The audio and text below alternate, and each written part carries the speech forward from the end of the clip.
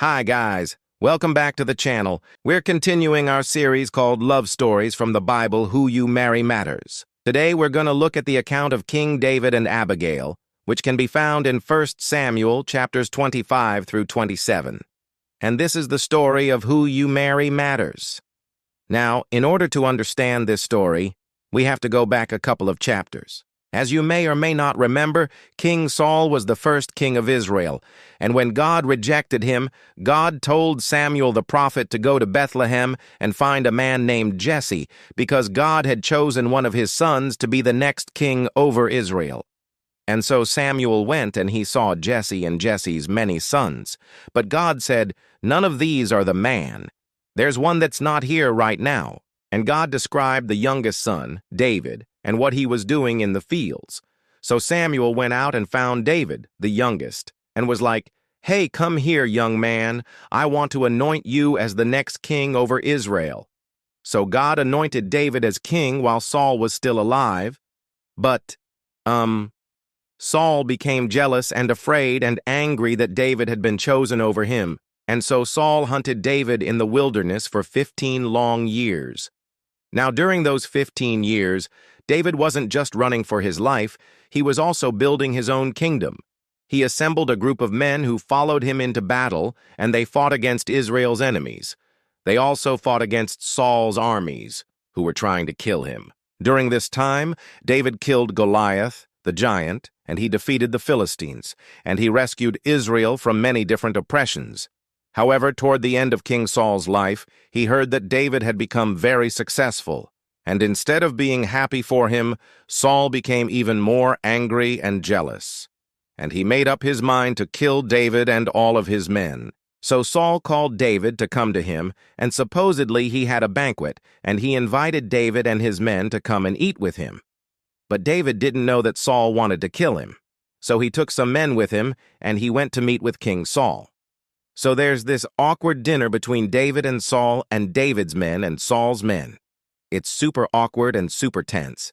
And basically, David thinks that Saul has invited them to have a nice meal together and maybe to make peace. But really, Saul wants to kill David. But by the end of this chapter, David finds out Saul's plan. So he runs away.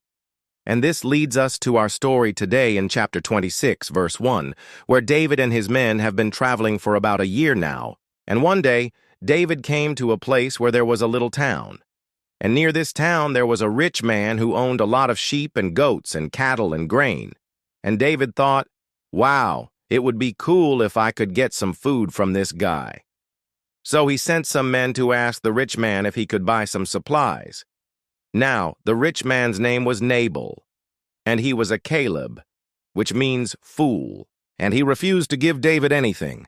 He was rude and disrespectful, and he told David's men to basically go themselves. So David was furious, and he was ready to take action, and he wanted to kill Nabal and take all of his stuff.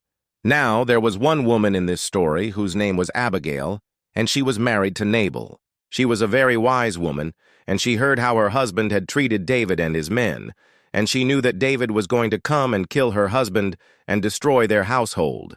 So she went out to meet David with some of the supplies that he had asked for. When Abigail met David, she bowed down before him, and she acknowledged that her husband had acted like a fool, and that he deserved whatever punishment David wanted to give him. But Abigail asked David to forgive her husband, saying that he really didn't know what he was doing. And she reminded David that God had raised him up to be a king, and that God would protect him and help him defeat Saul. Now David didn't realize at first, but looking back he realized that God had saved him from Saul for such a time as this, that God had preserved his life so that he could be a blessing to his people in the future. So David forgave Nabal, and he gave him his life.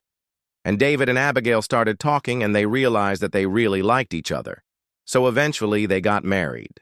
Now, in the end, both Nabal and Abigail played important roles in David's life. Nabal, though a fool, was wealthy, and he gave provisions to David's men, and Abigail became David's second wife and the mother of one of his sons. So what do you think? Do you like stories like this? Let me know in the comments, and don't forget to hit that subscribe button. Guys, thank you so much for watching. Please make sure to support the channel, and I will see you next time.